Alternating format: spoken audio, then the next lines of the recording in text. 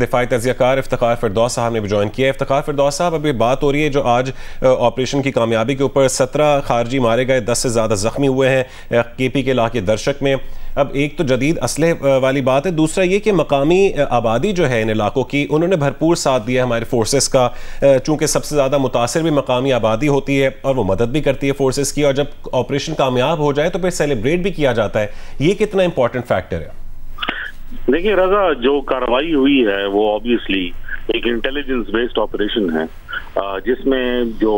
Local population تھی انہوں نے انفارمیشن جو ہے وہ دی کہ تقریباً 22 کے قریب ایک پوری تشکیل جو تھی ان ٹیررسٹ کی، وہ اس ایریا کے اندر جو ہے وہ گھوم رہی تھی۔ اب کرک کی ایک اپنی ہسٹری ہے جس ڈسٹرکٹ کے اندر یہ کام ہوا ہے کہ یہ سارا دورانیہ جو پورے 20 سال گزرے ہیں، کرک کے اندر دہشت گردی کے واقعات جو ہے وہ آلموسٹ نہ ہونے کے برابر تھے۔ اب 2021 کے بعد سے جو ٹرینڈ شروع ہوا تھا اس میں ہم نے دیکھا کہ بہت سارے افغان جو ہے وہ خیبر پختونخوا کے جو جنوبی اضلاع ہیں وہاں پر آ کر جو ہے وہ رکے اور انہوں نے جو ہے ایکسپینشن جو ہے ایک طرح کی شروع کی تھی،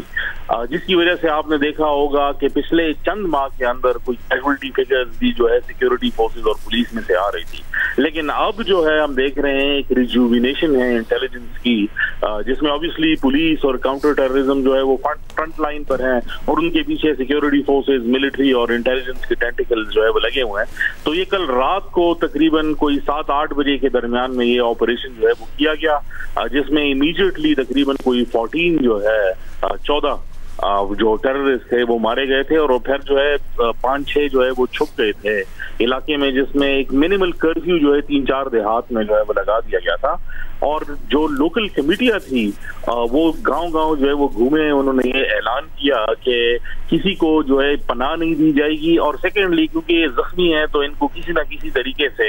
کچھ نہ کچھ جو ہے وہ ہاسپٹل کی یا ٹریٹمنٹ کی ضرورت ہوگی تو ان کو کسی جگہ میں چھوڑا نہ جائے، جس کی وجہ سے جو بعد میں کلیئرنس آپریشن ہوا تو اس میں تقریباً کوئی 17 کی ٹوٹل جو ہے وہ آئی ہے، جو فگر جو آئی ہے ابھی تک، اور 2 بجے تک جو ہے جو کرفیو تھا وہ بھی تقریباً ختم ہو چکا ہے۔ تو آبویسلی یہ